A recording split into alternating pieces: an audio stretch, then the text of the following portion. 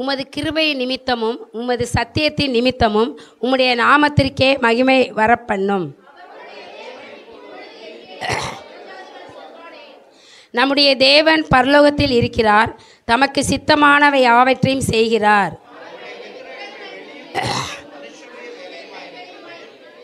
அவைகளுக்கு வாயிருந்தும் பேசாது, அவைகளுக்கு கண்ணிருந்தும் காணாது,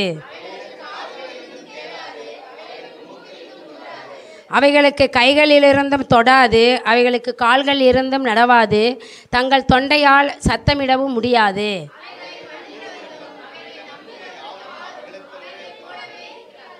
இஸ்ரவேலே, கர்த்தரை நம்பு, அவரே அவருக்கு துணையும் அவர்களுக்கு கேடகமாயிருக்கிறார்.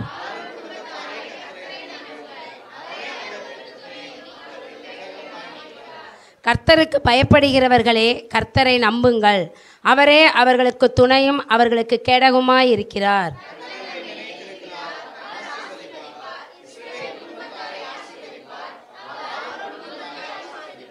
கர்த்தருக்கு பயப்படுகிற பெரியோரையும் சிறியோரையும் ஆசீர்வதிப்பார். கர்த்தர் உங்களையும் உங்கள் பிள்ளைகளையும் வர்த்திக்க பண்ணுவார்.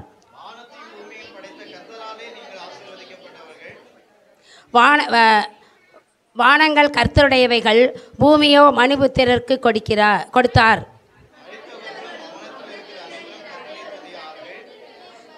எல்லாரும் சேர்ந்து வாசிப்போம். நாமே இது முதல் என்றென்றைக்கும் கர்த்தரை ஸ்தோத்திரப்போம். ஆமேன். என்ன சொல்கிறதுன்னா, கர்த்தருக்கு எப்படி நம்ம பயப்படணும், விக்கிரகங்கள் அதுக்கு என்ன, அதோட நிலைகள் என்ன அப்படிங்கிறத இதில் தெளிவாக சொல்லியிருக்காரு. எங்களுக்காக உள்ள கர்த்தாவே, எங்களுக்காக உம்முடைய கிருபை நிமித்தமும் உமது சத்தியத்தின் நிமித்தமும் உம்முடைய நாமத்திற்கே மகிமை. அவருடைய கிருபையும் சத்தியமும் எவ்வளோ முக்கியமானது என்பதை இந்த தாவீது இதில் நல்லா சொல்லியிருக்கிறாரு. அவருடைய தேவன் இப்பொழுது எங்களுக்கே இந்த புறஜாதிகளுக்கு சொல்வானேன். எங்களுக்குன்னு ஏன் புறஜாதிகள் எப்படி சொல்ல முடியும்? நம்முடைய தேவன் பரலோகத்தில் இருக்கிறார், தமக்கு சித்தமானவைகளை செய்கிறார். கர்த்தர் அவருக்கு என்ன சித்தமோ அதை தான் அவர் செய்வார். அவருக்கு என்னென்ன காரியத்தில் அவர் நினைவு கூறுகிறாரோ அந்த காரியங்களெல்லாம் அவர் செய்வார். அவர்களுடைய நம்முடைய தேவன் அவர்களுடைய விக்கிரகங்கள் வெள்ளியும் பொன்னும் இப்போ மனுஷனுடைய கைவேலையுமாய் இருக்கிறது. யாருடைய விக்கிரகங்கள் அப்படின்னா, புறஜாதியார்கள் விக்கிரகங்களை செஞ்சு அதை வணங்குறாங்க. இதிலேயே நல்லா தெளிவாக போட்டாங்க. அவைகளுக்கு கண்ணீர் வாயிருந்தும் பேசாது, கண்ணீருந்தும் காணாது, அவைகளுக்கு காதுகள் இருந்தும் கேளாது, அவைகளுக்கு மூக்கிருந்தும் முகராது, அவைகளுக்கு கைகள் இருந்தும் தொடாது, அவைகளுக்கு கால்கள் இருந்தும் நடவாது, தங்கள் தொண்டையை சத்தமிடவும் முடியாது. இவ்வளோ காரியங்களும் இவங்க மனுஷர்கள் தான், புறஜாதியர். அவர்களுக்கு அது எல்லாமே தெரியுது. ஆனால் தெரிந்தாலும் என்ன செய்கிறாங்க? அதைத்தான் போய் அந்த இடத்துல இருந்து வணங்குறாங்க, அதுக்கு உடுத்தி வைக்கிறாங்க, அதை குளிக்க வைக்கிறாங்க, என்னென்னமோ பண்ணாங்க. ஒரு பிணத்துக்கு நம்ம என்னென்னலாம் செய்வோமோ அதே மாதிரி அவங்க செய்வாங்க. ஆனால் இதெல்லாம் பார்க்கும் பொழுது ஆண்டவர் நம்மளை வேறு பிடிச்சு எடுத்திருக்கிற அந்த கிருபைக்காக ஆண்டவருக்கு கோடி நன்றி சொல்லணும். ஏன்னா இவங்களுக்கு எவ்வளோ தூரம் நம்ம ஆண்டவர் பற்றி பக்கத்தில் சொன்னாலும் அவங்களுக்குரியதைத்தான். அது வாயிருந்து பேசாது, கண்ணிருந்தும் பார்க்காது, நாவு இருந்தும் பேசாதுன்னு சொன்னாலுமே திரும்ப திரும்ப அவங்க அதுக்கு தான் போகிறாங்க. ஏன்னா அவங்க இருதயம் அதன் மேல் நோக்கமாக இருந்துச்சு. ஆனால் கிருபையாக ஆண்டவர் இத்தனை தெரிஞ்சு நம்மளை வேறு பிரித்து எடுத்தார்னா அந்த ஆண்டவருக்கு நம்ம எவ்வளோ உண்மையில்லாமல் இருக்கணும், எவ்வளோ சந்தோஷப்படணும், எவ்வளோ கிருபை நம்மளை ஒவ்வொரு நாளும் அவர் தாங்குகிறது.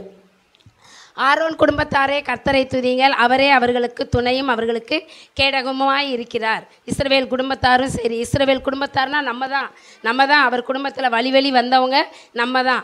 அதனால் இவ்வளோ நன்மை செய்த தேவனை நம்ம துதிக்கிறது நம்ம எவ்வளவு உண்மையுள்ளது, முக்கியமானதுங்கிறத நம்ம தெரிஞ்சுக்கிடணும். கர்த்தருக்கு பயப்படுகிறவளே, கர்த்தரை நம்புங்கள், அவரே அவருக்கு துணையும் கேடகமாய் இருக்கிறார். அதனால் கர்த்தருக்கு நம்ம பயப்படுறதுனா என்ன? அதாவது தீமையான காரியத்தை நம்மகிட்ட இருந்து விடுவித்துடுறோம். விடுவிக்கணும். அதுதான். ஏதாவது ஒரு காரியம் செய்ய போனால் ஐயோ இது கர்த்தருக்கு பிடிக்காது, இந்த காரியத்தை நம்ம செய்யக்கூடாது, நம்ம மனசாட்சியே சொல்லும். அப்போ அது விலகுறோம்ல, அப்படி விலகுனா அதுதான் நம்ம கர்த்தருக்கு பயப்படுற பயம். அப்படி இருக்கும்போது நம்ம இந்த காரியத்தை செஞ்சால் என்ன, கர்த்தர் என்ன பார்க்கவா போகிறாரு, நம்ம துணிகரமாக செஞ்சோம்னா அது நம்ம கர்த்தருக்கு பயப்படுறதா ஆகாது. நம்ம கர்த்தருக்கு பயப்படுறதுனா அவர் விரும்புகிற அவர் வசனத்தின்படி நம்ம கீழ்ப்படிந்து நடக்கிறது தான் கர்த்தருக்கு பயப்படுகிற பயம். கர்த்தருக்கு பயப்படுகிற பெரியோரையும் சிறியோரையும் அவர் ஆசீர்வதிக்கிறார். கர்த்தர் உங்களையும் உங்கள் பிள்ளைகளையும் வர்த்திக்க பண்ணுவார். அவர் இப்படி பயந்து அவருக்கு நம்ம நடுங்குகிறதுனால நம்மளையும் நம்ம பிள்ளைகளையும் வர்த்திக்க பண்ணுகிறாராம். வர்த்திக்க பண்ணுகிறார்னா என்ன, நல்ல பெருக பண்ணுகிறார். எல்லா காரியங்களிலும், ஆரோக்கியத்திலையும் ஐஸ்வர்யத்திலையும் சுகத்திலையும் பலத்திலையும் எல்லா காரியங்களிலையும் நம்ம பிள்ளைகள் ஞானத்திலையும், முதல்ல ஞானம்தான் பிள்ளைகளுக்கு. ஏன்னா எல்லா காரியங்களிலும் நம்ம பயப்படுற பயத்தினால பிள்ளைகளுக்கு நல்ல ஒரு வர்த்திப்பு கிடைக்கிறது. ஏன்னா எல்லா காரியங்களிலும் பிள்ளைகள் வர்த்திக்க பண்ணுகிறார். கர்த்தர் உங்களையும் உங்கள் பிள்ளைகளை வர்த்திக்க பண்ணுகிறார். வானத்தையும் பூமியையும் படைத்த கர்த்தராலே நீங்கள் ஆசீர்வதிக்கப்பட்டவர்கள்.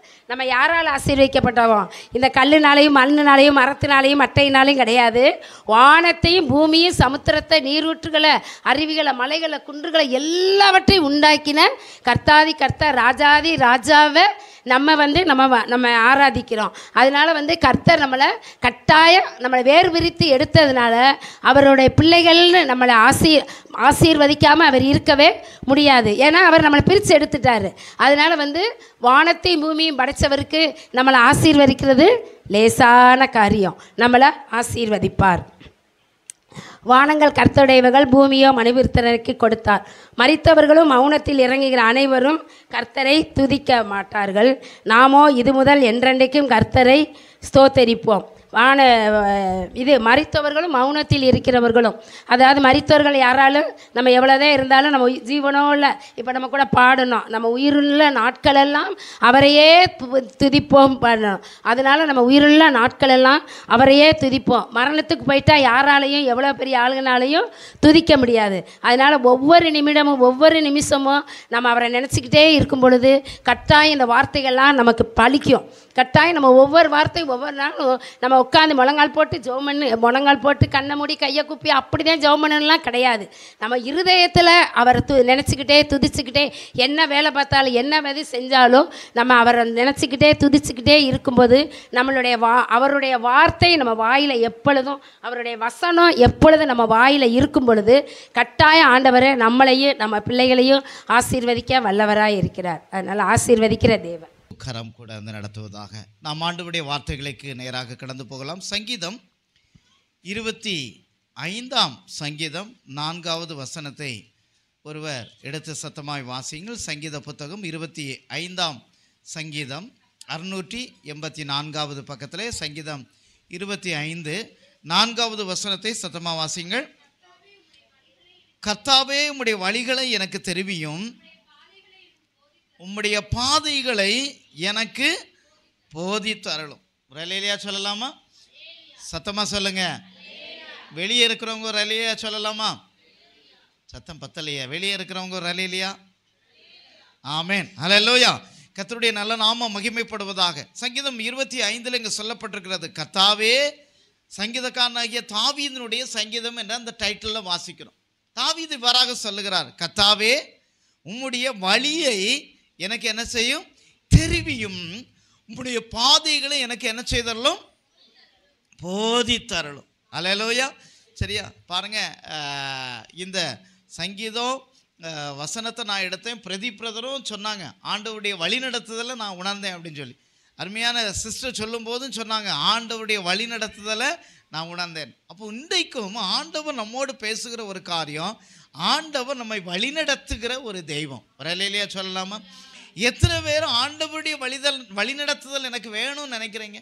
ஆண்டவருடைய வழிநடத்துதல் வேணும்னு. ஹல்லேலூயா, ஹல்லேலூயா. அப்போ பாருங்க, ஆண்டவர் நம்மை வழிநடத்துகிற தேவனாக இருக்கிறார். அப்போ சங்கீதக்காரனாகிய தாவீது அவருடைய விண்ணப்பம், அவர் ராஜாவாக இருந்தும் அவர் தன்னுடைய பணத்தையோ சூழ்நிலையோ ஸ்தோத்திரம் மற்ற தேசத்தில் உள்ள நபர்களையும் அவர் என்ன செய்யலை, நம்பி இருக்கலை. இப்போ பாருங்க, ஒரு ராஜாவாக இருந்தால் அந்த தேசத்தில் யாரெல்லாம் இருப்பாங்க? ஒரு தேசத்தில் யாரெல்லாம் இருப்பாங்க? பெரிய மந்திரவாதிகள் இருப்பாங்களா? இருப்பாங்களா? இருக்க மாட்டாங்களா? இருப்பாங்க. பெரிய குறி சொல்லுகிறவங்க இருப்பாங்களா? இருப்பாங்களா? இருக்க மாட்டாங்களா? இருப்பாங்க. அப்புறம் அஞ்சனம் பார்க்குறவங்க இருப்பாங்களா? சரியா? கை நாடியை பிடிச்சி பார்க்குறவங்க இருப்பாங்களா? கை நாடியை பிடிச்சி பார்க்குறவங்க இருப்பாங்களா? தீர்க்க தரிசனம் சொல்கிறவங்க இருப்பாங்களா? எல்லாரும் இருந்திருப்பாங்க. ஆனால் எல்லாரும் இருந்த போதும், எல்லாரும் அந்த தேசத்தில் இருக்கிறார்கள் என்பதை தாவீது அறிந்திருந்த பொழுதும் அவர் மற்றவர்களை நாடி போகலை. அவர் ராஜாவாக இருக்கிறதுனால எல்லாரும் வாங்க என்னுடைய காரியத்தை நீங்கள் சொல்லுங்கன்னு சொல்லலை. ரலேலியா சொல்லலாமா? எல்லாரும் வாங்க என்னுடைய காரியத்தை சொல்லுங்கன்னு எந்த இடத்துக்கும் போகலை, யாரையும் நம்பலை, எதையும் சார்ந்து இருக்கலை. ஏன்னா அந்த காரியங்கள் எல்லாம் ஒரு நாளிலே கடந்து போகும் என்பதை அவர் அறிந்திருந்தபடினாலே யாரை நோக்கி கூப்பிடுகிறார்? ஆண்டவரை நோக்கி. முதல்ல அந்த வார்த்தை சொல்கிறது, கர்த்தாவே உம்முடைய வழியை எனக்கு என்ன செய்யும்? தெரிவியும். ரலேலியா சொல்லலாமா? அப்போ நம்ம ஒவ்வொரு நாளிலும் ஆண்டவர்கிட்ட கேட்க வேண்டிய ஒரு காரியம், கர்த்தாவே உம்முடைய வழியை எனக்கு தெரிவியும், உம்முடைய பாதைகளை எனக்கு என்ன செய்யும்? போதித்து அருளும். ரலேலியா சொல்லலாமா? அப்போ ஆண்டவர் நமக்கு வழி காட்டுவாரா? காட்ட மாட்டாரா? ஆண்டவர் நம்மளை போதிப்பாரா? போதிக்க மாட்டாரா? அப்போ பாருங்க, இந்த ரெண்டு வார்த்தையும் ஒரே மாதிரி தான் இருக்கு. வழினாலும் ஒன்று தான், பாதைனாலும் ஒன்று தான். வழினா என்ன, பாதைனா என்ன? ரெண்டையும் எப்படி நம்ம வித்தியாசப்படுத்த முடியும்? வழினா என்ன? பாதை தான். பாதைனா என்ன? வழி. ஆனால் ரெண்டும் இப்போ ஏன் ஒரே வசனத்தில் சொல்லப்பட்டிருக்கு? ஒரே வசனத்தில் ஏன் தாவீது இதை சொல்லுகிறார்? பாதையை காட்டும், வழியை காட்டும்.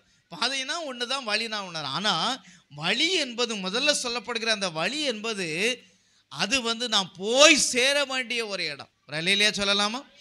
நம்முடைய வழி அது. நம்ம கடைசியாக போய் சேர வேண்டிய இடம் எங்க? எதற்காக நம்ம ஆராதிக்க வந்திருக்கிறோம்? எதுக்காக ஆண்டவரை தேடுகிறோம்? எதுக்காக காலையில் ஆண்டவருடைய சமூகத்தில் வந்து நிற்கிறோம்? எதுக்காக வேதத்தை வாசிக்கிறோம்? எதுக்காக ஜெபிக்கிறோம்? எதுக்காக ஓடுகிறோம்? எதுக்காக உழைக்கிறோம்? எதுக்காக சம்பாதிக்கிறோம்? எல்லாமே ஒரே ஒரு காரியம்தான். நம்முடைய வாழ்க்கை முடிந்த பிறகு நம்முடைய கண்கள் மூடும் பொழுது நாம் எங்கே கண்கள் திறக்கப்பட வேண்டும்? பரலோகத்தில் கண்கள் திறக்கப்பட வேண்டும். அல்லேலூயா.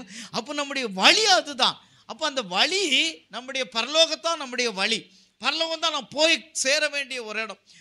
நம்முடைய டெஸ்டினி அல்லது டெஸ்டினேஷன் அதுதான். நம்முடைய டெஸ்டினேஷன், நாம் போக வேண்டிய, இழக்க வேண்டிய, நித்தியமாய் வாழப்போகிற வேண்டிய இடம் அதுதான். இந்த உலகத்தில் வாழுகிறதெல்லாம் நித்தியமான வாழ்க்கை கிடையாது. நம்ம ஒரு பெரிய வீட்டில் இருக்கலாம், பெரிய ஒரு இடத்துல இருக்கலாம், நல்ல ஆடம்பரமாக வாழலாம், சந்தோஷம். ஆனால் இது எல்லாமே நிலையானது கிடையாது. ஒரு நாளிலே கடந்து போகக்கூடியது. ஆனால் நாம் நிலையாக இருக்கக்கூடிய ஒரு இடம் என்றால் அது நித்திய வீடு. ஆண்டவரோடு கூட நித்தியமாக சந்தோஷமாக மகிழ்ச்சியாக நித்தியமாய் வாழக்கூடிய அந்த இடம்தான். அதுதான் நம்முடைய வழி. அதுதான் நாம் போய் சேர வேண்டிய இடம். அப்போ ரெண்டாவது சொல்லப்படுகிற பாதை என்பது என்னன்னா, நம்ம ஒவ்வொரு நாளிலும் நடக்க வேண்டிய வழிகள். ஒரு நிலையிலேயே சொல்லலாமா? அப்போ வழின்னா என்ன? நம்ம போக சேர வேண்டிய இடம். பாதைன்னு என்னன்னா, நம்ம ஒவ்வொரு நாளும் எடுத்து வைக்கிறோமே ஸ்டெப்பு. சரியா? அப்போ நம்முடைய பாதை என்பது என்ன அப்படின்னு சொல்லி பார்த்தோமானால், பாதை என்பது நாம் அனுதினமும் ஓடுகிற ஓட்டம், நாம் செய்கிற காரியங்கள், நாம் பிரயாசப்படுகிற காரியங்கள், நாம் எடுக்கிற முயற்சிகள், வேலை நிமித்தமாக, திருமணத்தின் நிமித்தமாக, அல்லது ஒரு முக்கிய காரியத்தின் நிமித்தமாக, வேலை உயர்வு நிமித்தமாக, நம்முடைய பிஸ்னஸ் நிமித்தமாக, ஒவ்வொரு காரியங்களிலும் நம்ம எடுக்கிற ஒவ்வொரு ஸ்டெப்பிலும் ஆண்டவருடைய வழிநடத்துதல் நமக்கு தேவை. ஒரு அல்லேலூயா சொல்லலாமா? அப்போ தேவன் நம்மை வழிநடத்துகிறவராய் இருக்கிறார். ஒவ்வொரு ஸ்டெப்பிலும் ஆண்டவர் நம்மை வழிநடத்துகிற தேவனாய் இருக்கிறார். இன்னைக்கு பாருங்க, அநேக ஜனங்கள் எங்கே போகணுமோ அங்கே போகாம, எங்கே போகக்கூடாதோ அங்கே போகிறபடினால தங்களுடைய ஜீவனை இழந்து திரைக்கிறத நம்ம பார்க்குறோம். நேற்றைய தினத்தில் பாருங்க, எத்தனையோ மக்கள் ஒரு மனுஷனை, ஒரு நடிகரை, ஒரு ரசிகனை பார்க்கறதுக்காக போய் நேற்று தினத்தில் கிட்டத்தட்ட 35க்கும் அதிகமான உயிர்கள் போயிட்டுது. சின்ன பிள்ளைகள், வாலிபர்கள் நேற்று தினத்தில் மரித்து போனாங்க. அப்போ பாருங்க, அதே நேரத்தில் ஆண்டவருக்காக நம்ம எடுத்து ஒரு முயற்சி பண்ணி நம்ம அதில் நம்முடைய ஜீவன் போச்சுன்னா அடுத்த நிமிடமும் நமக்கு பரலோகம். இல்லையா சொல்லலாமா? அடுத்த நிமிடமே நமக்கு பரலோகம். ஆனால் உலக மனிதர்களை தேடி, உலக காரியங்களை தேடி ஓடி ஜீவனை கொடுத்து என்ன பிரயோஜனம்? அதனால அந்த தலைவர்களோ அல்லது ரசிகர்களோ அல்லது அவங்களோ எதையும் செய்ய முடியாது, எதையும் செய்ய முடியாது. வேணா ஒரு நாள் வருத்தம் தெரிவிப்பாங்க, வேணா ஒரு ஆளுக்கு 5 லட்சம் ரூபாய் கொடுப்பாங்க. அந்த 5 லட்சம் பணம் அல்லது அந்த வருத்தம் நம்முடைய அந்த ஜீவனை கொண்டு வரக்கூடியதா? இல்லவே இல்லை, இல்லவே இல்லை. அப்போ நம்முடைய வாழ்க்கையிலே நாம் எங்கு போக வேண்டும், எப்படி போக வேண்டும், என்ன செய்ய வேண்டும், எதை செயல்பட வேண்டும், எங்கு செய்யணும்னு சொல்லி நாம் ஒவ்வொரு நாளிலும் நம்முடைய ஆண்டவராகிய இயேசு கிறிஸ்துவிடத்திலே ஆலோசனை கேட்கும் பொழுது அவர் சகல சத்தியத்திலும் கர்த்தர் நம்மை நடத்துவார். அல்லேலூயா. அப்போ அருமையான சகோதரி சொன்னாங்க, ஆண்டவர் போக மட்டும் சொன்னார். நான் எங்கே போவேன், எப்படி செய்வேன், வீடு எடுப்பேன், நான் என்ன செய்வேன்னு தெரியாது. ஆனால் வந்தேன், ஆண்டவர் எல்லாம் நேர்த்தியாய் நடத்தினார். ஒரு அல்லேலூயா சொல்லலாமா? இதே போல தான் ஆபிரகாமை ஆண்டவர் அழைத்தார். ஆண்டவர் ஆபிரகாமை அழைத்த பொழுது, நான் காட்டுகிற தேசத்துக்கு நீ போ, உன்னுடைய உறவினர்களையும் உன்னுடைய சொந்த தேசத்தையும் உன் சொந்த எல்லாவற்றையும் விட்டுட்டு நான் காண்பிக்கும் தேசத்துக்கு போன்னு சொன்னார். அப்படியே ஆபிரகாம் எதையும் பார்க்கல, ஆண்டவர் சொன்ன வார்த்தைக்கு கீழ்ப்படிந்து போனபடியினாலே கர்த்தர் அவரை எப்படி மாற்றினார் என்றால் செல்வ சீமானாய் மாற்றினார். வரலையிலே சொல்லலாமா? அவர் ஆசீர்வாதத்தின் அல்லேலூயா விசுவாசத்தின் தகப்பனாய் அவரை கர்த்தர் மாற்றினார் என்று சொல்லி பார்க்கிறோம். அப்போ ஒரு சின்ன பிள்ளை இருக்குதுன்னு வைங்களேன், அந்த பிள்ளை ஸ்கூலுக்கு போகணும். அப்போ அந்த ஸ்கூலுக்கு போகணும்னா அந்த பிள்ளை கிளம்பி அந்த பாட்டுக்கு போச்சுன்னா போய் சேர முடியுமா? சேர முடியாது. ஆனால் அதே நேரத்தில் அந்த பிள்ளை தன்னுடைய பெற்றோரை, தாயை அல்லது தகப்பனை அல்லது சகோதரனை கையை பிடித்து கொண்டால் சரியானபடி அவர்கள் என்ன செய்வார்கள்? வழி நடத்துவார்கள். சரியான இடத்திற்கு நாம் போய் சேர முடியும். ரலையிலே சொல்லலாமா? அல்லேலூயா. அப்போ அதே போல தான் நம்முடைய கரத்தை நம்முடைய ஆண்டவர் பிடித்து நடத்துகிறவராக இருக்கிறார். ரலையிலே சொல்லலாமா? எத்தனை பேர் விசுவாசிக்கிறீங்க, என்ன என் கரத்தை பிடிச்சு ஆண்டவர் என்ன வழி நடத்துகிறார்? இல்லையா சொல்லலாமா?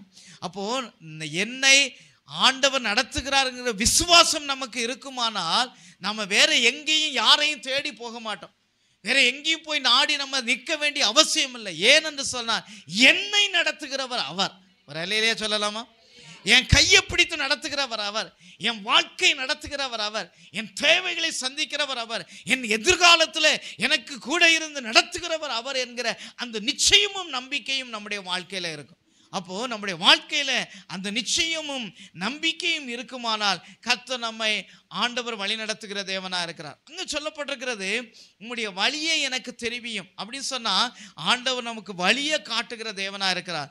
ரெண்டாவது, அனுதினமும் ஆண்டவர் அவருடைய பாதைகளை நமக்கு காட்டுகிறவராக இருக்கிறார். அல்லேலூயா. அப்போ பாதை காட்டுகிறது யாருன்னு சொன்னால் யோவான் 14ஆம் அதிகாரம் 26வது வசனத்தை எடுத்து வாசிங்க. யோவான் எழுத நற்செய்தி நூல் 14ஆம் அதிகாரம் 14:26 14ஆம் அதிகாரம் 26வது வசனத்தை வாசிங்க. என் நாமத்தினாலே பிதா அனுப்ப போகிற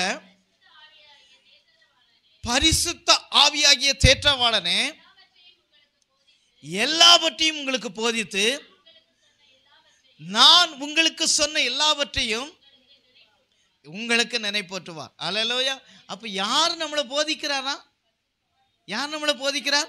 பரிசுத்த ஆவியானவர். அல்லேலூயா சொல்லலாமா?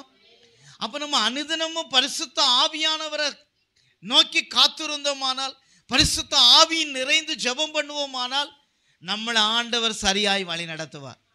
அல்லேலூயா சொல்லலாமா? அநேகருக்கு நான் என்ன பண்ணணும், ஏது பண்ணணும், எதிர்காலம் எப்படின்னு சொல்லி தெரியாமல் அலைந்து கொண்டு இருக்கிறாங்க. காரணம் என்ன? கையில் வெண்ணெயை வச்சுட்டு நெய்க்கு அலைஞ்சிற மாதிரி. கையில் வெண்ணெயை வச்சுட்டு, கையில் வெண்ணெய்னா என்ன? ஆண்டவர் நம்ம கூட இருக்கிறார், பரிசுத்த ஆவியான நம்மோடு கூட இருக்கிறார். அப்போ பாருங்க, ரேமா சொல்லும்போது சொன்ன ஒரு பயம், ஞானஸ்தானம் எடுக்க முன்னாடி ஒரு பயம், பயங்கரமான கேள்வி, ஒரு என்னன்னு தெரியல, ஒரு குழப்பம், ஒரு சந்தோஷம் இல்லை, ஒரு அலைக்கழிப்பான நேரம். ஆனால் பரிசுத்த ஆவி அந்த ஞானஸ்தானத்தை பெற்று நான் வெளியேறும் பொழுது ஒரு பெரிய சந்தோஷத்தை பெற்றுக்கொண்டேன். வரலையா சொல்லலாம். அதே போல தான் ஆண்டவருக்குள்ள நாம் வளரும் பொழுது, வேத வசனத்தை நாம் வாசிக்கும் பொழுது, வேத வசனத்துக்கு நம்முடைய வாழ்க்கை ஒப்பு கொடுக்கும் பொழுது, வேத வசனத்தின்படி நடக்க ஆரம்பிக்கும் பொழுது பரிசுத்த ஆவியானவர் நாம் மற்றவங்க கொடுக்காத ஒரு பெரிய ஒரு அழகான சந்தோஷத்தை, மகிழ்ச்சியை நம்முடைய உள்ளத்தில் கர்த்தர் தருகிறார். வரலையா சொல்லலாம். அப்போ ஞானஸ்தானம் எடுத்த பிள்ளைகள், நீங்கள் அடுத்து காத்திருக்க வேண்டிய ஒரு காரியம், ஆண்டவரே இந்த பரிசுத்த ஆவியானவர் எனக்கு தேவை, இந்த பரிசுத்த ஆவியானவர் எனக்குள்ளே வாரும், அந்நிய பாஷையின் அடையாளத்தோடு கூட பரிசுத்த ஆவியானவர் என்னை வழி நடத்தும் என்று சொல்லி நீங்க ஜெபித்தீர்களானால் பரிசுத்த ஆவியானவர் உங்களுக்குள்ளாக வருவார். பரிசுத்த ஆவியானவர் உங்களுக்குள்ளாக வந்தார் சகல வழியிலும் பாதையிலும் சத்தியத்திலும் கர்த்தர் நம்மை நடத்துவார். ஒரு அல்லேலூயா சொல்லலாமா?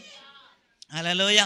அப்போ பாருங்க, கடந்த வாரம் செய்தியில அதான், பரிசுத்த ஆவியானவர் நம்மோடு கூட இருக்கும் பொழுது அவர் சகல சத்தியத்திலும் நம்மை நடத்துவார். அல்லேலூயா. அப்போ 4 காரியங்கள் அண்ணன் சொன்னாங்க. கடந்த வாரத்தில் என்னெல்லாம் சொன்னாங்க? 5 காரியம் சொன்னாங்க. கேட்கணும், வாசிக்கணும், மனப்பாடம் பண்ணணும், ஆராய்ச்சி பண்ணணும், தியானம் பண்ணணும், அதன்படி நடக்கணும். சரியா? 5 அண்ணா டக்கு டக்குன்னு சொன்னீங்க. எத்தனை பேர் அந்த 5 காரியத்தை செய்தீங்க? எத்தனை பேர் செய்தீங்க? எத்தனை பேர் வேத வசனத்தை வாசிக்க ஆரம்பிச்சீங்க? எத்தனை பேர் வேத வசனத்தை தியானம் பண்ண ஆரம்பிச்சீங்க? எத்தனை பேர் வேத வசனத்தை மனப்பாடம் பண்ண ஆரம்பிச்சீங்க? எத்தனை பேர் வேத வசனத்தை ஆராய்ச்சி பண்ண ஆரம்பிச்சீங்க? அப்போ நாம கேட்கிறவராக அல்ல, செயல்படுகிறவளாக இருக்க வேண்டும். ஒரு இல்லையா சொல்லலாமா? அப்போ இந்த 5 காரியத்தை நம்ம செய்ய ஆரம்பிச்சாலே பரிசுத்த ஆவியானவர் நம்ம கூட இருந்து எல்லா சத்தியத்திலும் கர்த்தர் நம்மை வழிநடத்த அவர் போதுமானவராக இருக்கிறார். கரங்களை உயர்த்தி ஒரு அல்லேலூயா சொல்லலாமா? ஹல்லேலூயா. அப்போ பரிசுத்த ஆவியானவர் சகல காரியங்களிலும் நம்மை நடத்துகிற தேவனாக இருக்கிறார். வேதத்தில் பார்க்கும் பொழுது ஒவ்வொரு பிள்ளைகளையும் ஆண்டவர் யாக்கோபு நேர்வழியாய் நடத்தினார். ஆண்டவர் யாக்கோபை குறித்து பார்க்கும் பொழுது, யோசேப்பை குறித்து பார்க்கும் பொழுது, சகோதரர்கள் எல்லாரும் யோசேப்பை தூக்கி குழியில போட்டாங்க. அப்போ எல்லாரும் நினைச்சாங்க அவனை கொல்றதுக்கு தான் போட்டாங்க, அவ்வளோதான் அவனுடைய வாழ்க்கை முடிஞ்சதுன்னு. ஆனால் ஆண்டவர் யோசேப்பு குறித்து ஒரு திட்டம் வைத்திருந்தார். அல்லேலூயா. ஒரு பெரிய திட்டத்தை வைத்திருந்தார். அப்போ குழியில் போடப்படுவதை நம்ம தடுக்க முடியாது. அக்கினி நெருப்புல சாத்ராக் மேசாக் ஆபேத்நேகோவை போட தடுக்க முடியாது. சிங்க கெபியில தானியேலை போடுவதை தடுக்க முடியாது. ஆனால் அவர்களை கொல்லுவதை என்ன செய்ய முடியும்? தடுக்க என்ன ஆண்டவருக்கு முடியும். ஒரு அல்லேலூயா சொல்லலாமா? அல்லேலூயா. அப்போ நம்முடைய வாழ்க்கையில் சில நேரத்தில் வருகிற பாடுகள் ஒருவேளை தவிர்க்க முடியாதாக இருக்கலாம். ஆனால் அந்த பாடுகளிலிருந்து நம்மை விடுதலையாக்கி வெற்றி பெற செய்து நமக்கு ஜெயம் பெறுவதற்கு பரிசுத்த ஆவியானவர், நம்முடைய ஆவியானவர் நமக்கு துணை செய்கிறவராக இருக்கிறார். கரங்களை உயர்த்தி ஒரு அல்லேலூயா சொல்லலாமா? அல்லேலூயா. அப்போ நம்ம படிக்கிற காரியங்களில், வேலை செய்கிற காரியங்களில், எதிர்காலத்தில் நான் என்ன செய்யணும், எதிர்காலத்தில் நான் எப்படி ஆகணும் என்கிற எல்லா காரியத்திலும் நம்முடைய ஆண்டவருடைய வழிநடத்துதலை, ஆண்டவருடைய பாதையில் நம்ம நடக்கும் பொழுது அவர் நமக்கு ஒத்தாசை அனுப்புகிற தேவனாக இருக்கிறார். அவர் நமக்கு வழிகாட்டுகிற தேவனாக இருக்கிறார். அப்போ பாருங்க, அவருடைய வழி எப்படிப்பட்டது என்றால் பூரணமான வழி. சரியா? அப்போ அவருடைய வழி எப்படிப்பட்டது? பூரணமான. அப்படின்னா ஆண்டவர் காட்டுகிற வழி பர்ஃபெக்டா இருக்கும். இல்லையா சொல்லலாமா? மனுஷர்கள் காட்டுகிற வழி, மனிதர்கள் இப்படி போய் செய்ப்பா, இப்படி செய்ப்பா அப்படின்னு சொல்லலாம். ஆனா அந்த மனிதர்கள் காட்டுகிற வழியில ஏதோ தவறுகள் வந்து விடலாம், மாற்றங்கள் நடக்கலாம், அவங்க சொன்ன மாதிரி நடக்காமல் போகலாம். ஆனால் ஆண்டவர் காட்டுகிற வழி, அந்த வழியில நாம் அர்ப்பணித்து நடத்துவோமானால் அது நமக்கு பூரணத்தை கொண்டு வருகிறது. ரோமர் 8ஆம் அதிகாரம் 28வது வசனத்தை வாசிங்க. ரோமர் 8ஆம் அதிகாரம் 28வது வசனத்தை வாசிங்க. ரோமர் 8:28. அன்றியும் அவருடைய தீர்மானத்தின்படி அழைக்கப்பட்டவர்களாய் தேவனிடத்தில் அன்பு கூறுகிறவர்களுக்கு சகலமும் நன்மைக்கு ஏதுவாகவே நடக்கிறது என்பதை அறிந்திருக்கிறோம். ஒரு அல்லேலூயா சொல்லலாமா? அப்போ நம்முடைய வாழ்க்கையில நாம அவருடைய தீர்மானத்தின்படி நாம் நடந்தோமானால், அவர் காட்டுகிற வழியிலே நாம் நடந்தோமானால் சகலமும் நமக்கு நன்மைக்கு ஏதுவாகவே நடக்கிறது. ஆமென். அப்போ இன்னைக்கு உங்க வாழ்க்கையில நடக்கிறது எதுக்காக நடக்கிறது? எதுக்காக அந்த பிரச்சனை? எதுக்காக அந்த சோதனை? எதுக்காக அந்த சூழ்நிலை? எதுக்காக அந்த நெருக்கடி? எதுக்காக இந்த பாடுகள்? எதுக்காக என்றால் அவைகள் எல்லாம் நன்மைக்காகவே. எத்தனை பேர் அதை உணர முடியும்? ஆனால் அதை நம்ம என்ன நினைக்கிறோம்? எனக்கு அவ்வளோ தீமைக்கு தான் நடக்குது, தீமைக்கு தான் நடக்குது, எனக்கு ஆண்டவர் எனக்கு மட்டும்தான் இந்த தீமையை செய்கிறார், எல்லாருக்கும் சூப்பராக நடத்துறாரு, என்ன மட்டும்தான் ஆண்டவர் இப்படி நடத்துறாரு அப்படி நம்ம நினைக்கலாம். ஏன் அப்படி சொல்கிறோம்னா, ஆண்டவரை நம்ம விசுவாசிக்கிறதால, அவருடைய வார்த்தையை நம்பாதனால தான் அதை நம்ம சொல்கிறோம். ஆண்டவருடைய வார்த்தையை நாம் விசுவாசித்தோமானால் அன்றியும் அவருடைய தீர்மானத்தின்படி அவரிடத்தில் அன்பு கொள்ளக்கு சகலமும் எப்படி நடக்கிறதா? நன்மைக்கு ஏதுவாகவே நடக்கிறது. ஒரு அல்லேலூயா சொல்லலாமா? அப்போது நமக்கு வருகிற பிரச்சனைகளில் இன்னும் அதிகமாக நம்ம அன்பு கூறணும். ஆண்டவரிடத்தில், அப்பா நீங்கள் நடத்துகிறது நன்மைக்கு தான் ஆண்டவரே, இன்னும் நீங்கள் எங்களை ஆசீர்வதிங்க, இன்னும் உங்களுடைய கரம் எங்கள் கூட இருக்கட்டும், இன்னும் எங்களை கரம் பிடித்து நடத்துங்க, நீங்கள் எங்களை விட்டு விலகாதீங்க, நாங்கள் உங்கள் கரம் பிடித்து தான் ஆண்டவரே ஸ்தோத்திரம், நாங்கள் உங்கள் வழியில் நடப்போம் ஆண்டவரே, உங்களுடைய வார்த்தையின்படி நடப்போம் ஆண்டவரே, உங்களுடைய வழிகளை விட்டு நாங்கள் எந்த விதத்திலும் நாங்கள் வலதுபுறமோ இடதுபுறமோ வழிவிலைக்கு போகக்கூடாது ஆண்டவரே. ஒவ்வொரு ஸ்டெப்பிலும் ஒவ்வொரு நாளிலும் ஒவ்வொரு நொடி பொழுதிலும் நீங்கள் எங்களை நடத்துங்க என்று சொல்லி நாம் ஒவ்வொரு நாளிலும் நாம் ஜெபித்தோமானால் கர்த்தருடைய வழி நடத்துதல் ஆலோசனை நம்மை அனுதினமும் நடத்தி செல்லும். ஹல்லேலூயா. அப்போ பாருங்க, ஒரு ஸ்கூல் இருக்குதுன்னு வைங்களேன், ஸ்கூலில் 10ஆம் கிளாஸ் பாஸ் ஆகணும்னா என்ன செய்யணும்? ஸ்கூலுக்கு முதல்ல அட்மிஷன் போகணும். ஸ்கூலில் ஒவ்வொரு நாளிலும் பாடத்தை நம்ம என்ன செய்யணும்? கற்றுத்தருகிறத டெய்லி என்ன செய்யணும்? படிக்கணும். அப்புறம் நம்ம என்ன செய்யணும்? குறிப்பிட்ட அந்த கால பீரியடில் நம்ம எக்ஸாம் எழுதணும். அப்போ தான் நம்ம என்ன செய்ய முடியும்? பாஸ் ஆக முடியும். ஆனால் இன்றைக்கு நிறைய பேருடைய எண்ணம் என்னன்னா, ஜெபம் பண்ண மாட்டேன், சர்ச்சைக்கு வர மாட்டேன், கர்த்தருடைய காரியத்துக்கு முக்கியத்துவம் கொடுக்க மாட்டேன், ஆனால் நான் என்ன செய்திடணும்? பாஸ் ஆயிடணும், காசு கொடுத்தனாலும் பாஸ் ஆயிடணுங்கிற எண்ணம் இருக்கு இன்னைக்கு அநேகர். ஆனால் அப்படி அல்ல. ஆண்டவர் எல்லாவற்றையுமே ஒரு கண்டிஷன் அடிப்படையில் தான் வைத்திருக்கிறார். ஹல்லேலூயா. அவருக்கு பிரியமாக நடக்கும் பொழுது சகலமும் நன்மைக்கு எதுவாகவே நடக்கிறது. அவருக்கு பிரியமா நடக்கும் பொழுது நாம கேட்காமலே கர்த்தர் எல்லாவற்றையும் அதின் காலத்திலே நேர்த்தியாய் நம்முடைய வாழ்க்கையிலே செய்து முடிக்கிற தேவன். ஹல்லேலூயா. அப்போ அதின் காலத்திலே நேர்த்தியாய் நம்மை செய்து நடத்துகிற தேவனாய் இருக்கிறார். அப்போ முதல்ல நமக்கு வழிகாட்டுதலை கர்த்தர் தருகிறார். இரண்டாவது, தேவனுடைய வழியை நமக்கு காட்டுகிறார். அடுத்தது என்ன செய்கிறார் என்றால், தேவனோடு ஒவ்வொரு நாளும் நடக்கிறதற்கு ஆண்டவர் நமக்கு ஒத்தாசை அனுப்புகிறார். ஒரு சின்ன விஷயத்திலும் நம்ம தேவனுடைய சித்தத்தை கேட்கணும். ஹல்லேலூயா. யாருடைய சித்தத்தை கேட்கணும்? தேவனுடைய. ஒரு சின்ன விஷயமா இருந்தாலும் சரி. இன்னைக்கு ஒரு கல்யாண வீட்டுக்கு போறேன், ஆராதனையை கட் பண்ணிட்டு ஆண்டவர்கிட்ட கேட்டு பாருங்க, ஆண்டவர் என்ன சொல்லுவார்? நீ போயிட்டு வா மகளே, தைரியமாய் போ அப்படின்னு சொல்லுவாரா?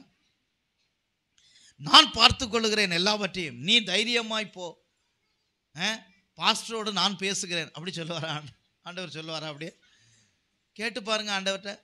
ஆண்டவரே, இந்த காரியத்தை நான் இப்படி செய்கிறேன் அப்படி செய்கிறேன். அப்போ ஒவ்வொரு காரியம், நான் ஒரு உதாரணத்துக்கு சொல்கிறேன், ஒவ்வொரு காரியமும் வாழ்க்கையில் ஒவ்வொரு சின்ன சின்ன காரியத்திலும், ஒரு ட்ரெஸ் எடுக்கிறதுக்குள்ளே கூட ஆண்டவரே இது உமக்கு சித்தமானதா?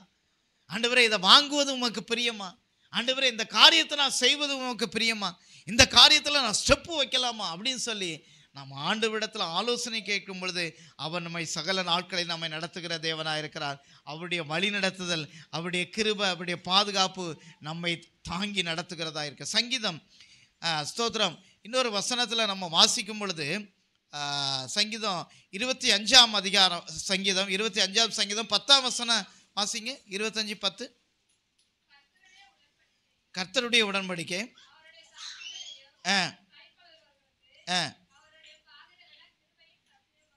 ஆமென். ஹல்லேலூயா. அப்போ பாருங்க, அவருடைய எதெல்லாம் நம்ம கடைபிடிக்கணுமா? அவருடைய உடன்படிக்கையும் அவருடைய சாட்சிகளையும் கை கொள்ளுகிறவளுக்கு. அப்போ பாருங்க, அவருடைய உடன்படிக்கையின்படி நம்ம நடக்கிறோமா? நம்ம ஆண்டவரோடு உடன்படிக்கை பண்ணியிருக்கோம். என்ன உடன்படிக்கை பண்ணியிருக்கோம்?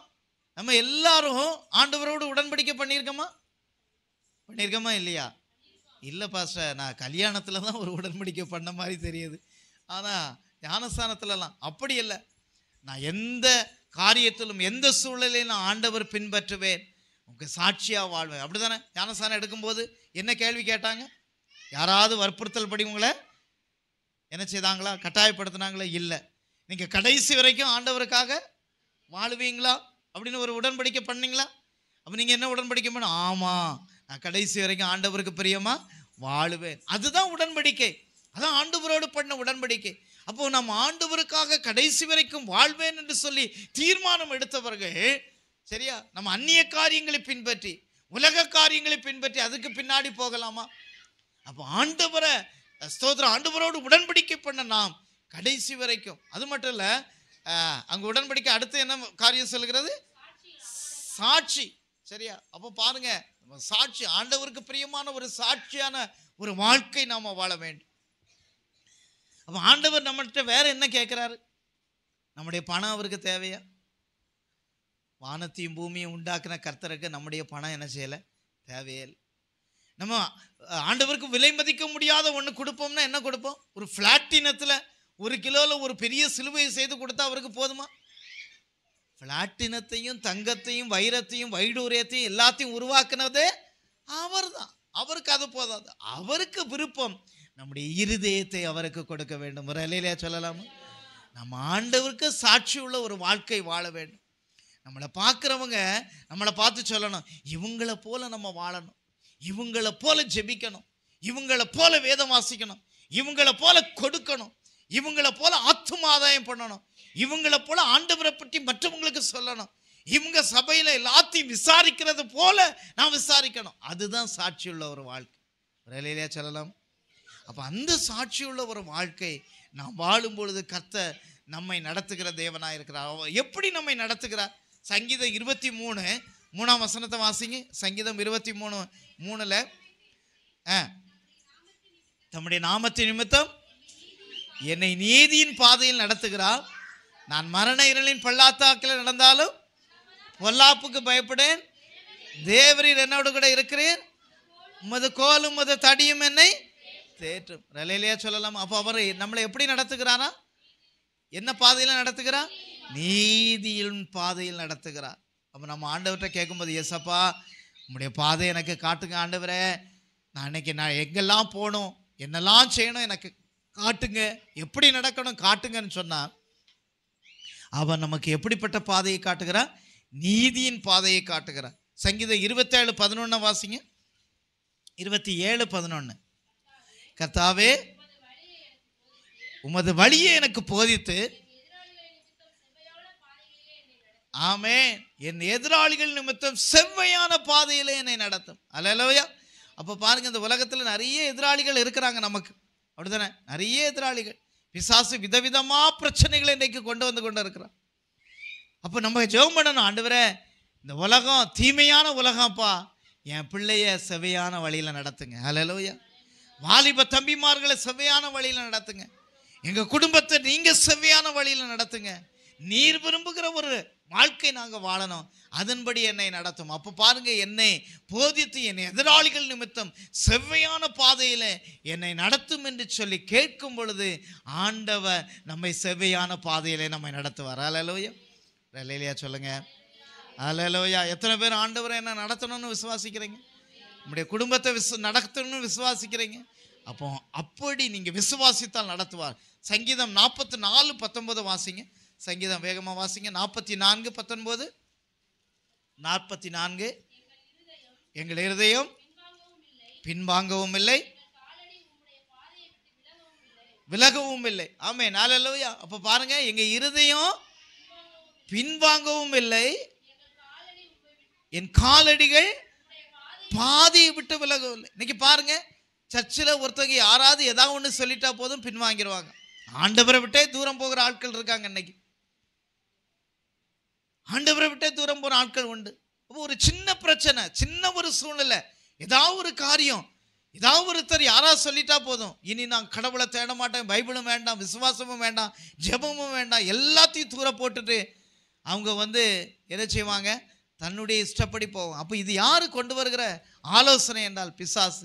ஆனால் அப்போ பாருங்க, நம்ம யாருடைய வழியில் எங்கள் இருதயம் பின்வாங்காமலும் எங்கள் காலடி உம்முடைய பாதையை விட்டு விலகவும் இல்லை. யார் சொல்றா? யார் சொல்றா? சங்கீதக்காரன் தாவீது சொல்றா. இப்போ இஸ்ரவேல் ஜனங்கள் அப்படிதான், எங்கள் இருதயம் பின்வாங்கவில்லை, எங்களுடைய இருதயம் பின்வாங்கலை. அப்போ நம்ம எந்த சூழ்நிலையிலும் ஆண்டவரை விட்டு அவருடைய வழியை விட்டு பின்வாங்கவே கூடாது. அல்லேலூயா. அப்படி நாம் இருந்தோமானால் எங்களுடைய காலடிகள் நம்முடைய பாதையை விட்டு விலகுவதில்லை. அல்லேலூயா. அப்போ நம்முடைய காலடி ஒரு நாளும் சறுக்குவதில்லை, ஒரு நாளும் சறுக்குவது. சரியான பாதையில் கர்த்தர் நம்மளை நடத்துவார். ஒருவேளை நீங்கள் போகிறது கடினமான பாதை, கரடுமுரடான பாதையாக இருந்தாலும் கூட அதில் நம்முடைய கால்கள் வலுவாதபடி கர்த்தர் நம்மை காத்து வழி நடத்த அவர் போதுமானவராக இருக்கிறார். சங்கீதம் 65:11 வாசிங்க. சங்கீதம் 65:11. 65:11 சத்தமா ஒரு வாசிங்க. 11ஆம் வசனம். வருஷத்தை உம்முடைய நன்மையினால் முடிசூட்டுகிறீர், உம்முடைய பாதைகள் நெய்யாய் பொழுகிறது. அல்லேலூயா. அப்போ பாருங்க, நம்முடைய இந்த பாதை எப்படி இருக்கணுமா? நெய்யா பொழியணும். அப்போ நெய்யில் கால் வச்சா என்ன ஆகும்? வலிக்க விட்டுருமா? சரியா? நெய்யில் கால் வச்சா என்ன ஆகும்? சரியா? இப்படி எடுத்துக்கோங்களேன். சரியா? ஆண்டவருடைய வழியில் நடந்தால் எஸ்கலேட்டரில் போகிற மாதிரி இருக்கும். ஒரு இல்லையா சொல்லலாமா? எதில் போகிற மாதிரி இருக்கும்? எத்தனை பேர் எஸ்கலேட்டரில் போயிருக்கீங்க? சிலர் எஸ்கலேட்டரில் போகிறதுக்கு பயம் இருக்கும், அப்படிதானே? அப்போ எஸ்கலேட்டரில் போகிறது எப்படின்னா பாருங்க, நம்பி ஒரு ஸ்டெப்பு மட்டும் நம்ம எடுத்து வச்சா போதும். எத்தனை ஸ்டெப் வைக்கணும்? ஒரு ஸ்டெப்பு எடுத்து வச்சா போதும். அந்த எஸ்கலேட்டர் நம்மளை கொண்டு எங்கே கொண்டு விட்டுரும்? எங்கே கொண்டு விட்டுரும்? போக வேண்டிய இடத்துல கொண்டு அது நேரம் நம்மளே வெளியே தள்ளி விட்டுரும். நம்ம ஒரு ஸ்டெப்பு இங்கே வச்சா போதும், ஒரு ஸ்டெப்பு வெளியே வச்சா போதும். நம்ம அது 8 மாடியாக இருந்தாலும் 10 மாடியாக இருந்தாலும் எவ்வளவு உயரமாக இருந்தாலும் சரி, நேராக கொண்டு நம்மளை என்ன செய்கிறோம்? கொண்டு. அப்போது நம்ம கடினப்பட்டு இன்றைக்கி நிறைய பேர் அப்படி தான் எப்படி போகணும்னு நினைக்கிறாங்கன்னா ஸ்டெப்பு வழியாக தான் ஏறி போகணும்னு நினைக்காங்க. 50 ஸ்டெப்பு வழியாக நான் போவேன், எனக்கு பிரச்சனை இல்லை, நான் சர்ச்சுக்கு வர மாட்டேன், பைபிளை வாசிக்க மாட்டேன், ஆனால் நான் ஸ்டெப்பு வழியாக தான் போவேன் அப்படின்னு நம்ம நினைக்கிறாங்க. ஆனால் நீங்கள் கடவுளை தேடி பாருங்கள், ஆண்டவர் உங்களை எஸ்கலேட்டரில் கொண்டு மேலே கொண்டு விடுவார். ஒரு இல்லையா சொல்லலாமா? எது ஈஸிங்க? எது ஈஸி? எஸ்கலேட்டரில் போகிறது ஈஸியா அல்லது லிஃப்ட்டில் போகணுன்னு ஆசை இருக்கா? ஆண்டவரை நம்பும் பொழுது, விசுவாசிக்கும் பொழுது, அவரை நம்பி ஒரு ஸ்டெப்பு நம்ம எடுத்து வச்சா போதும். இயேசுவே நீர் எங்களை நடத்துவீங்கன்னு ஒரு ஸ்டெப்பு நம்ம எடுத்து வச்சா போதும். அவன் நம்மளை கொண்டு நிறுத்துகிற இடத்துல, நம்ம சேர வேண்டிய இடத்துல சரியாய் ஆண்டவர் நம்மை நடத்துகிற தேவனாக இருக்கிறார். சங்கீதம் 119 சங்கீதம் 35 வசனத்தை வாசிங்க. சங்கீதம் 119 சங்கீதம் 35 வசனம். 119, 35. உன்னுடைய கற்பனைகளில், உன்னுடைய கற்பனைகளின் பாதைகளில் என்னை நடத்தும், நான் அதில் பிரியமாய் இருக்கிறேன். ரலையிலே சொல்லலாமா? அப்போ பாருங்க, சங்கீதக்காரனாகிய தாவீது செய்த காரியம் என்னன்னா, அவன் எல்லாவற்றினுடைய, அவன் ராஜாவாக இருந்தாலும் எல்லா சூழ்நிலை இருந்தாலும் அவன் வேற எந்த காரியத்தையும் நம்பல. எல்லா சூழ்நிலையும் யாரை தான் நம்புறாரு? கர்த்தரையே நம்பினார். ஹல்லேலூயா. இன்னைக்கு நம்முடைய வாழ்க்கையில் இருக்கிற மிகப்பெரிய ஆபத்து என்னன்னா, கொஞ்சம் பணம் வந்துட்டுனா, கொஞ்சம் திறமை வந்துட்டுனா, கொஞ்சம் படிப்பு வந்துட்டுனா, கொஞ்சம் ஆலோசனை நமக்கு வந்துட்டுனா, கொஞ்சம் நமக்கு இன்ஃப்ளூயன்ஸ் வந்துட்டுனா, இன்றைக்கு நாம் அதையே நம்பி விடுகிறோம். ஆனால் தாவீது அவருடைய வாழ்க்கையில் எல்லா சூழ்நிலைகளிலும் எல்லா நிலைமைகளிலும், ஆண்டவரே நீர் எனக்கு பாதை காட்டுங்கப்பா, உம்முடைய பாதையில் நடப்பேன், உம்முடைய வழியில் நான் நடப்பேன், ஆண்டவருடைய வழியையே சார்ந்து இருந்தபடியினால கர்த்தர் அவரை ஒரு நாளும் கைவிடவில்லை. அவன் என் இருதயத்துக்கு ஏற்றவன் என்று சொல்லக்கூடிய அளவுக்கு சாட்சி பெற்றான். காரணம், அவர் எல்லா சூழ்நிலையும் அவரை நம்பியிருந்தார். அடுத்த ஒரு வசனம், அதே 119 சங்கீதம் 105 வசனத்தை எடுத்து வாசிங்க. 119, உம்முடைய வசனம் என் கால்களுக்கு தீபமும் என் பாதைக்கு வெளிச்சமாக இருக்கிறது. அல்லேலூயா. எதுதான் கால்களுக்கு தீபம்? எதுதான் பாதைக்கு வெளிச்சம்? வசனம்தான். நீங்க வசனம்தான். நீங்க வாழ்க்கையில எந்த சூழ்நிலையில நீங்க வசனத்தை எடுத்து வாசிங்க. காலையில வசனத்தை எடுத்து வாசிங்க, மத்தியானம் வசனத்தை எடுத்து வாசிங்க, சாயந்தரம் வசனத்தை எடுத்து வாசிங்க. அந்த வசனத்தை தியானிங்க. உங்களை நடத்துறாரா நடத்தியா இல்லைன்னு நீங்க சோதனை பண்ணி பாருங்க. நிச்சயமாய் கர்த்தர் நம்மை நடத்துவார். அவருடைய வசனம் நம்மை நடத்தும். நம்ம எங்கேயும் யாரையும் தேடி போக வேண்டிய அவசியமே இல்லை. ஆண்டவருடைய வசனம் நம்மை நடத்தும். அல்லேலூயா. ஏன்னா இந்த வசனம் எப்படி இருக்குன்னா, பாதைக்கு தீபமும் கால்களுக்கு வெளிச்சமா இருக்கு. ஒரு டார்ச் லைட். நம்ம போகிற பாதையில இருளா இருக்குதா? சில நேரத்தில் நம்ம பிளைண்டா தெரியும், என்ன செய்யணும், இதை செய்யணுமா அதை செய்யணுமா, இதை விட்டு விடணுமா அதை விட்டு விடணுமா, எதை நோக்கி போகணும் ஆண்டவரே அப்படின்னு நம்ம நிறைய நம்முடைய வாழ்க்கையில குறிகள் வரலாம். நிறைய அந்த கேள்வி கேட்கிற சந்தர்ப்பங்கள் நம்முடைய வாழ்க்கையில வரலாம். எல்லாருக்கும் வரும். ஆண்டவரே நான் என்ன செய்யணும்ப்பா. அப்ப நம்ம செய்ய வேண்டிய காரியம், இந்த பாதைக்கு வெளிச்சமா இருக்கிற வேத வசனத்தை, இந்த பாதைக்கு தீபமா இருக்கிற வேத வசனத்தை நீங்க எடுத்து வாசிக்க ஆரம்பிங்க. உட்கார்ந்து தியானிக்க ஆரம்பிங்க. அவருடைய பாதத்துல உட்கார்ந்து முழங்கால் படிட்டு ஜெபிக்க ஆரம்பிங்க. ஆண்டவர் புதிய புதிய புதிய புதிய திட்டமான காரியங்களை கர்த்தர் நமக்கு வெளிப்படுத்துவார். ஒரு இல்லையா சொல்லலாம்? ஹல்லேலூயா.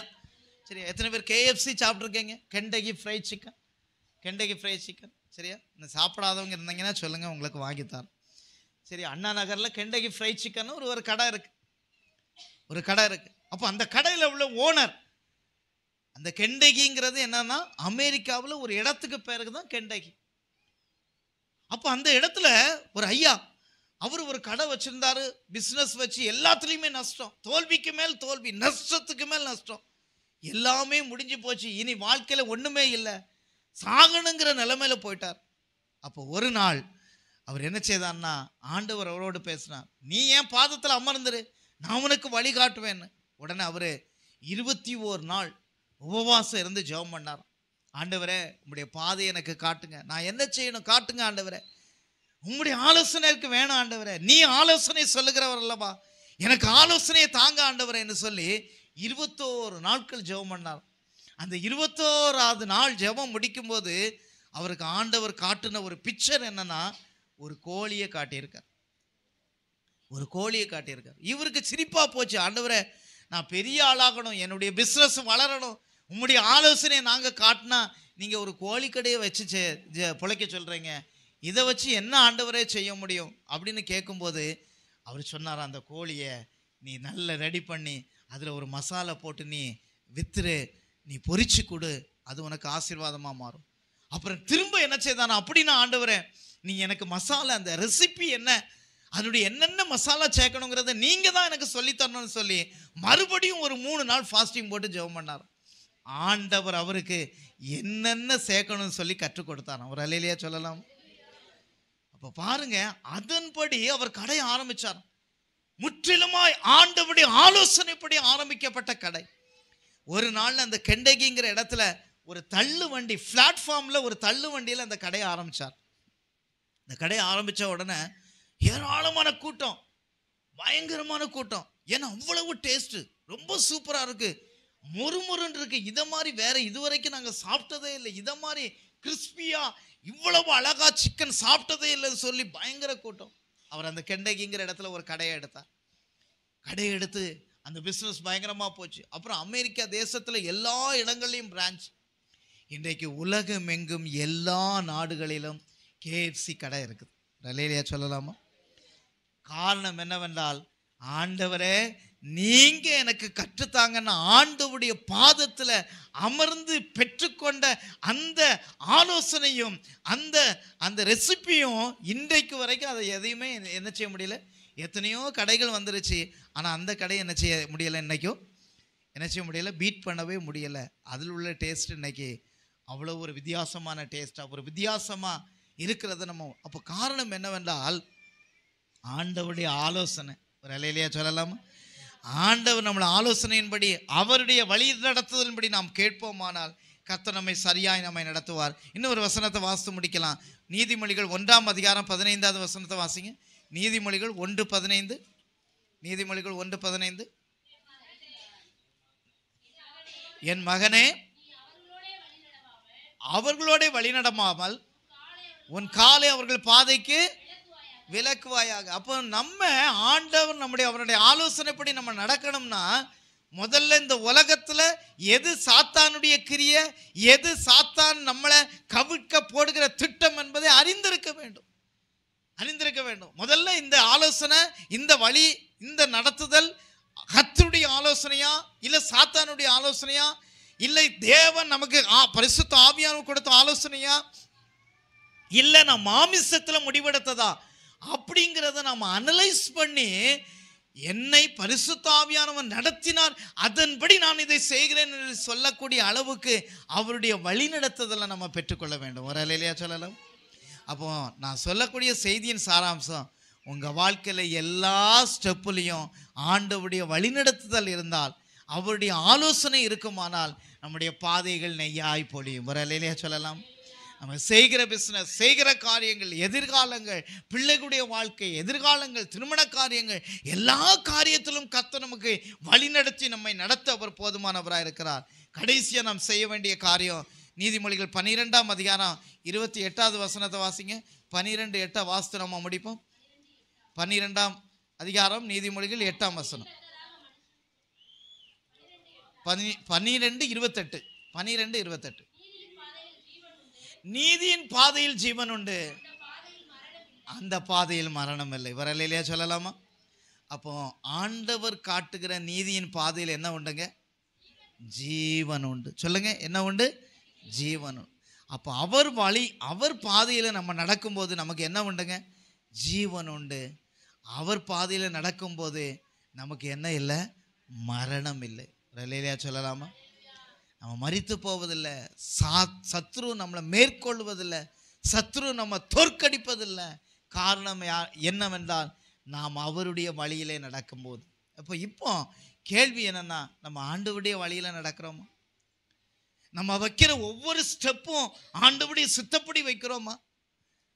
இல்லை யார்கிட்டயோ ஆலோசனை கேட்டு நம்முடைய சொந்த ஐடியா படி நம்ம நடக்கிறோமா? அப்போ இந்த வேத வசனத்தை நம்ம வாசிங்க. பரிசுத்த ஆவியானவருடைய ஒத்தாசையை கேளுங்க. பரிசுத்த ஆவியானவரே, நீர் எனக்குள்ள வாரும், நீர் என்ன நடத்தும், உம்முடைய ஆலோசனையின்படி என்னை வழிகாட்டும், நீர் விரும்பாத இடத்துக்கு, நீர் விரும்பாத செயலை நாங்கள் செய்யாதபடி எங்களை நடத்தும் என்று சொல்லி ஆண்டவருடைய வழிநடத்துதலை பெற்று இந்த வேத வசனத்தில் உங்களுடைய ஆலோசனையை, உங்களுடைய வழியை நீங்கள் தேடுவீர்களானால் நிச்சயமாய் ஆண்டவர் நம்ம எல்லா சூழலையும் நம்மளை வழிகாட்டுவார். அவருடைய பாதைகள் எல்லாம் நெய்யாய் போலியும். ஹல்லேலூயா. நம்முடைய வாழ்க்கையில் தோல்வி இல்லை. ஆண்டவருடைய ஆலோசனை உங்கள் வாழ்க்கையில் என்னாலும் வெற்றியை கொண்டு வரும், ஜெயத்தை கொண்டு வரும், மேன்மையை கொண்டு வரும். அவர் சிறந்த காரியங்களில் நம்ம உயர்ந்திருக்க பண்ணுவார். முழங்கால் படியிடுவோம், கண்களை மூடுவோம், நாம் ஜெபிப்போம். ஹல்லேலூயா, ஹல்லேலூயா. இயேசுவே, எத்தனை பேருக்கு இன்றைக்கி ஆண்டவருடைய ஆலோசனை வேணும்? கேளுங்க. ஆண்டவரே, அப்போ ஆஸ்பத்திரி இதுவரைக்கும் உம்முடைய ஆலோசனைப்படி நான் நடக்காமல் இருந்தா, ஆண்டவரே உம்முடைய வழியை நான் தேடாமல் இருந்தா, உம்முடைய பாதையில் நான் நடக்காமல் இருந்தா, ஆண்டவரே உம்முடைய பாதையில் நான் வந்து விடுகிறேன். ஆண்டவரே உம்முடைய பாதையில் வந்து விடுகிறேன். ஆண்டவரே அப்போ ஆஸ்பத்திரி ஆண்டவரே, சில நேரத்தில் நான் படியில் ஏறி ஏறி ஏறி ஏறி களைத்து போகிறேன். ஆண்டவரே அப்பா, எனக்காக நீங்கள் ஒரு எஸ்கலேட்டரை வச்சுருக்கிறீங்க, எனக்கான ஒரு ஈஸியான வழியை வச்சுருக்கிறீங்க. அந்த ஈஸியான வழி இந்த வேதம் தான் ஆண்டவரே, இந்த வேத வசனம் தான் ஆண்டவரே, உம்முடைய ஆலோசனை தான் ஆண்டவரே, பரிசுத்த ஆவியானவர் தான் ஆண்டவரே. இன்றைக்கு நான் அதை உணர்ந்து கொள்ளுகிறேன். ஆண்டவரே பரிசுத்த ஆவியானவர் என்னை சகல சத்தியத்தில் நடத்துகிறவர். உம்முடைய ஆலோசனை பண்ணி என்னை நடத்துங்க ஆண்டவரே. உம்முடைய ஆண்டவரே வழியின்படி என்னை நடத்துங்க ஆண்டவரே. உம்முடைய சித்தத்தின்படி என்னை நடத்துங்க ஆண்டவரே. உம்முடைய கரத்தை பிடித்து என்னை நடத்துங்க ஆண்டவரே. உங்கள் கரத்தை நான் பிடித்து நடக்க ஆசை ஆண்டவரே. உம்முடைய கரத்தை பிடித்து நடத்த ஆசை ஆண்டவரே. உம்முடைய கரத்தை பிடித்து நடக்க ஆசை ஆண்டவரே. ஆண்டவரே உம்முடைய கரத்தை நான் ஒரு நாள் விட்டு விட மாட்டேன் ஆண்டவரே. அப்பா, உம்முடைய வேத வசனத்தை தியானிக்காத நாட்கள் வேண்டாம் ஆண்டவரே. ஆண்டவரே ஜெபித்து ஆலோசனை பெற்று ஆண்டவரே நாங்கள் ஆண்டவரே செயல்படுகிற நாட்களாய் ஒவ்வொரு நாட்களும் இருக்கட்டும் ஆண்டவரே. எங்களுக்கு உதவி செய்யுங்க ஆண்டவரே. ஹல்லேலூயா, ஹல்லேலூயா, ஹல்லேலூயா. ஆண்டவரே துதிக்கிறோம் ஆண்டவரே, துதிக்கிறோம் ஆண்டவரே. ஏசப்பா உமக்கு நன்றி நன்றி நன்றி செலுத்துகிறோம் ஆண்டவரே. அப்பா துதிக்கிறோம் ஆண்டவரே, துதிக்கிறோம் ஆண்டவரே. அப்பா துதிக்கிறோம் ஆண்டவரே. ஹல்லேலூயா, உமக்கு நன்றி. வழிகாட்டும் தீபம் துணையாளரே, தேற்றும் தெய்வமே, வழிகாட்டும் தீபம் துணையாளரே, தேற்றும் தெய்வமே, அன்பால் பலத்தால் அனல் மூட்டும் ஐயா அபிஷேக நாதரே, அன்பால் பலத்தால் அனல் மூட்டும் ஐயா அபிஷேக நாதரே. கரம் உயர்த்தி சொல்லுங்க. ஆராதனை ஆராதனை ஆராதனை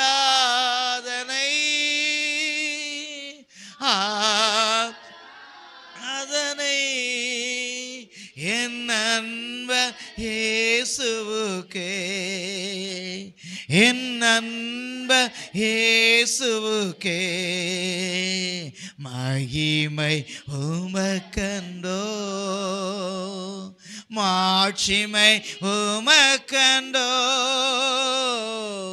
மகிமை உமக்கண்டோ,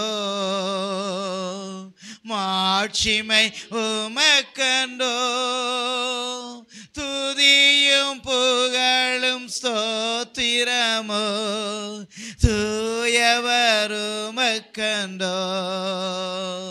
துதியும் புகழும் ஸ்தோத்திரமோ தூயவர் உமக்கண்டோ. கரம் ஏத்தி சொல்லுங்க. ஆராதனை ஆராதனை ஆராதனை ஆராதனை என் அன்ப இயேசுவுக்கே என் அன்ப இயேசுவுக்கே. ஆமென். ஆண்டவரே உம்முடைய வழிகாட்டுதல் படி எங்களை நடத்துங்க ஆண்டவரே. எங்கள் குடும்பத்தை நடத்துங்க ஆண்டவரே. எங்கள் பிள்ளைகளை நடத்துங்க ஆண்டவரே. எங்கள் பிஸ்னஸை நடத்துங்க ஆண்டவரே. எங்கள் வாழ்க்கையை நடத்துங்க ஆண்டவரே. அப்பா ஸ்தோத்திரம். உம்முடைய வழியில் நாங்கள் வாழணும் ஆண்டவரே. அப்பா எங்கள் ஊரை நீங்கள் நடத்துங்க அப்பா. எங்கள் தேசத்தை நீங்கள் நடத்துங்க அப்பா. ஆண்டவரே ஸ்தோத்திரம். அழிந்து போகிற மக்கள் ஆண்டவரே அழிவின் பாதையிலிருந்து மீட்டு உம்முடைய வழியிலே உம்முடைய பாதையிலே நடக்க நீங்கள் உதவி செய்யுங்க ராஜா. எப்படி செய்ய போகிற கிருபைக்காக நன்றி. இறுதியாக பாஸ்டர் ஜெபிக்கும்படியாக கேட்கிறேன். ஸ்தோத்திரம். ஹல்லேலூயா ஹல்லேலூயா. இயேசுவே உமக்கு நன்றி அப்பா. Thank you Jesus. Thank you Jesus. ஸ்தோத்திரம் ஆண்டவரே. ஸ்தோத்திரம் ஆண்டவரே. பா தேங்க்யூ ஜீசஸ். அப்பா உமக்கு நன்றி. Thank you Jesus. இயேசுவே ஸ்தோத்திரம். ஸ்தோத்திரம் ஆண்டவரே. ஸ்தோத்திரம் ஆண்டவரே. நன்றி அப்பா. நன்றி அப்பா. Thank you Jesus. Thank you Jesus. ஸ்தோத்திரம் ஆண்டவரே.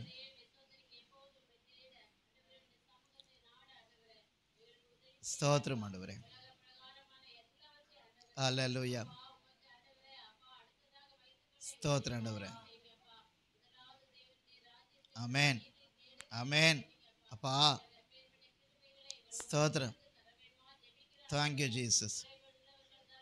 ஸ்தோத்திரம் ஆண்டவரே. ஸ்தோத்திரம். Thank you Jesus. ஸ்தோத்திரம் ஆண்டவரே. ஸ்தோத்திரம். ஸ்தோத்திரம். ஸ்தோத்திரம். ஆமென். ஆமென். ஸ்தோத்திரம். Thank you Jesus. நீங்க வழி நடத்துங்கப்பா. Thank you Jesus.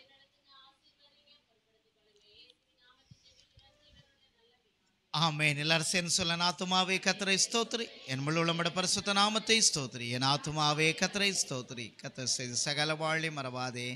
ஆமென். நம்முடைய கர்த்தராகிய இயேசு கிறிஸ்துவின் கிருபை, பிதாவாகிய தேவனுடைய அன்பு, பரிசுத்த ஆவியானுடைய அந்யோன்ய ஐக்கியம், சிநேகம், சமாதானம் இன்னும் இன்னும் சதா காலங்களில் விசேஷமாய் இந்த நாளில் வர தவறின வெளியூரில் வெளியிடங்களிலே காணப்படுகிற பிள்ளைகளோடும் இன்னும் இன்னும் சதா காலங்களிலும் நிலைத்திருப்பதாக. ஆமென். ஆமென். ஹல்லேலூயா.